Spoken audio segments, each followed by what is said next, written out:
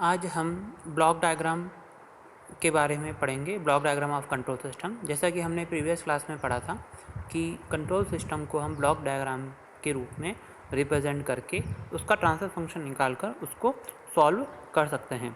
यहाँ पर हम basic elements of block diagram के बारे में पढ़ेंगे। The basic elements of a block diagram are a block, the summing point and the takeoff point. जैसा कि आप इस डायग्राम के अंदर देख सकते हैं कि यहाँ पर यह हमारा समिंग पॉइंट है और यह हमारा टेको पॉइंट है। इसे हम ब्लॉक डायग्राम बोलते हैं, मतलब ये हमारा गेन फंक्शन है और ये हमारा फीडबैक फंक्शन है। यहाँ से हम इनपुट देते हैं और यहाँ CS हमें आउटपुट प्राप्त होता है।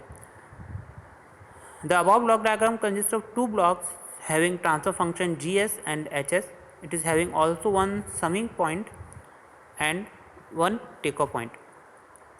Summing point जो होता है वह एक से अधिक इनपुट्स और आउटपुट्स के लिए बना होता है। यहाँ पर आप देख सकते हैं कि एक इनपुट RS दिया हुआ है समिंग पॉइंट में और एक फीडबैक सिस्टम जो है इस समिंग पॉइंट पे आ रहा है और यहाँ से ही एक आउटपुट आपका आगे ट्रांसफर फंक्शन में जा रहा है।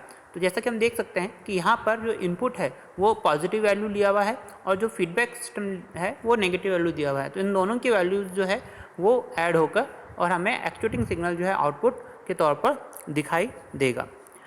नाउ अब हम ब्लॉक के ऊपर आते हैं। The transfer function of component is represent by A block. ठीक है, जो भी हमारा ट्रांसफर फंक्शन होता है उसको हम ब्लॉक के थ्रू रिप्रेजेंट करते हैं। फॉर एग्जांपल जो भी इनपुट और आउटपुट वैल्यू हमें चाहिए होती है पर्टिकुलर उस फंक्शन में उसे हम GS के तौर पर रिप्रेजेंट करते हैं। यहाँ पर आप देख सकते हैं कि XS हमने इनपुट दिया है और YS हमारा आउटपुट है। सो ट्रांसफर फंक्शन क्या हो जाएगा? GS = YS upon XS, that means output upon input. अब हमें आउटपुट अगर चाहिए तो GS transfer function into input जो हमें दे रहे हैं उसका मल्टीप्लिकेशन होगा। Now the summing point. The summing point is represented with a circle having cross inside it. आप देख सकते हैं यहाँ पे जो समिंग पॉइंट है वो इसमें आपस में यहाँ पर एक क्रॉस के फॉर्म में हम इसको रिप्रेजेंट करते हैं।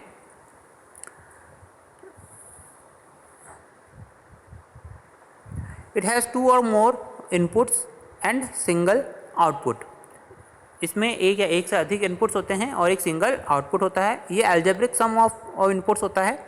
इसका इनपुट जो हमें देने होते हैं उसका एल्जेब्रिक सम हमें प्राप्त होता है आउटपुट के तौर पर। It also perform the summation, subtraction और combination of summation and subtraction of the inputs. यह ऐड भी करता है और जोड़ता भी है, गुणा भी करता है। The following figure shows the summing point and with to inputs A and B। आप नेक्स्ट स्लाइड जो देखेंगे उसके अंदर आप ये समिंग पॉइंट देख रहे हैं। यहाँ पर A इनपुट आ रहा है, A इनपुट आ रहा है और एक B इनपुट आ रहा है समिंग पॉइंट में, और इन दोनों का जो आउटपुट है वो Y आ रहा है A + B।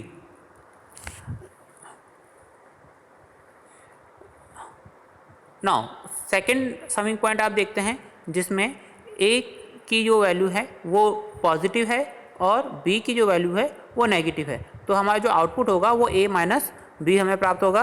तीसरे समिंग पॉइंट में आप देखते हैं कि जो इनपुट्स हैं वो A, B और C है, जिसमें A और B की वैल्यू पॉजिटिव है और C की वैल्यू नेगेटिव है। तो जो हमें आउटपुट प्राप्त होता है वो इन तीनों का समीशन A + B - C प्राप्त होता है।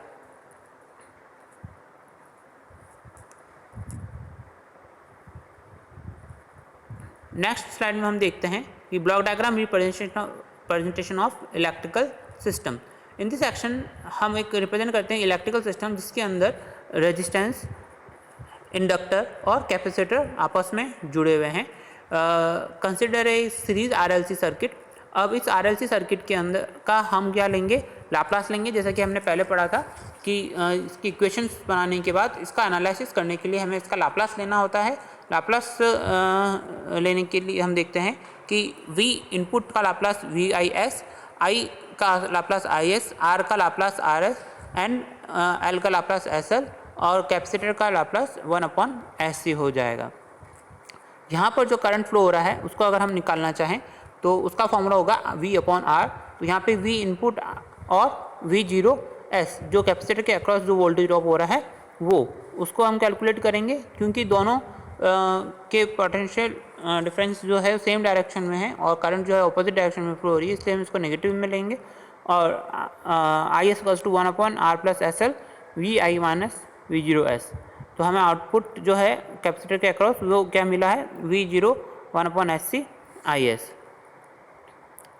हाँ, अब इस इलेक्ट्रिकल डायग्राम को हमें ब्लॉक डायग्राम में रिप्रेजेंट करना है। तो हम इसकी 2 इक्वेशंस लेंगे, equation number 1 and equation number 2।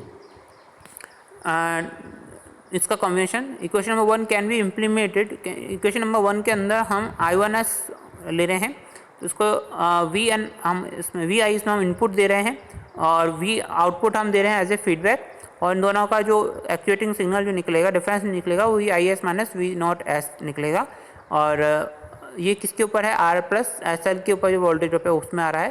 तो 1/R+SL जो है यहाँ पर हमें मिला है। The input and output block diagram VIS and IS, we require a summing point to get VIS - V0S. The block diagram equation is shown below. Equation number 2 जो है हमारी, आप देख सकते हैं इक्वेशन नंबर 2 वह है हमारी 1/SC × IS। तो नेक्स्ट इक्वेशन में हम देख सकते हैं कि इनपुट हमारा IS हो गया है और कैपेसिटर के अक्रॉस कैपेसिटी वैल्यू 1/CS और इसके अक्रॉस हमें आउटपुट मिल रहा है V0S।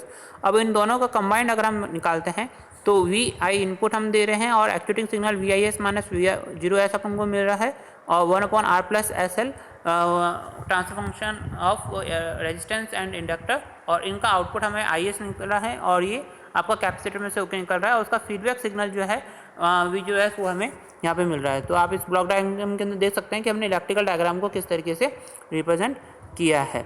इसके स्टेप्स क्या हैं, convert the time domain electrical circuit into the S domain electric circuit by applying Laplace transform. Then write down the equations of the current passing through all series branch elements and voltage across all shunt branches.